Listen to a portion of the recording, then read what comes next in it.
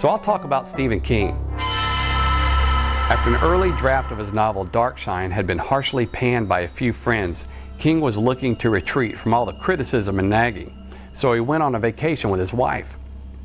They headed to the wintry mountains of Colorado, but Trail Ridge Road was closed due to a light dusting of snow.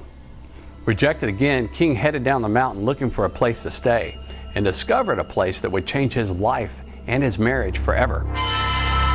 The Stanley Hotel.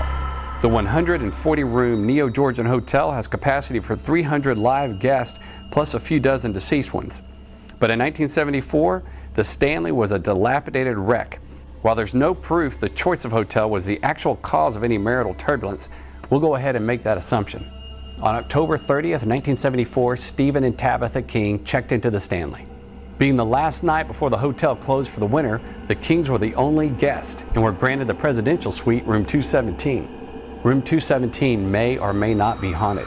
No one is talking. Room 217 is haunted by Mrs. Wilson. Mrs. Wilson was the original caretaker for room 217 when F.O. Stanley owned the hotel. Guests have experienced things such as when they come in and check into the hotel, they'll leave their bags and go to town for a couple hours, come back, and their bags will be unpacked and put in the dresser for them. After his wife went to bed that night, King wandered the empty hotel corridors before returning to his room to sleep on the sofa.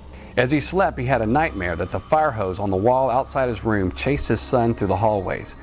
When he woke up the next morning, King said, "I got up, lit a cigarette, sat in a chair, looking out the window at the Rockies, and by the time the cigarette was done, I had the bones of the book firmly set in my mind."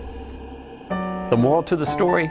Staying in a haunted hotel and sleeping alone on the sofa is not the best way to breed marital intimacy, but on the upside, it could make you a billionaire.